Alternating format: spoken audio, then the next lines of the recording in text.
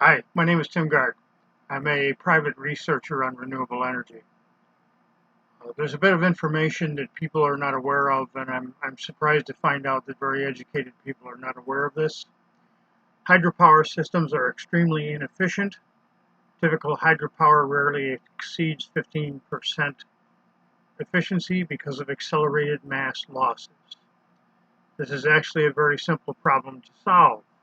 People will just stop and think about it.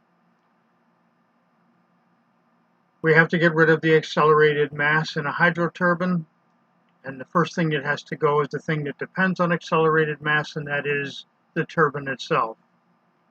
We can redesign these things so that we can pull all of the energy out of it.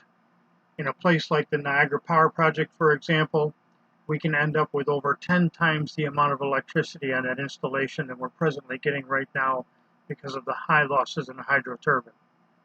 If you are involved in the renewable energy industry and you want to find out how to solve this problem, get in contact with me and I'll give you all the information you need.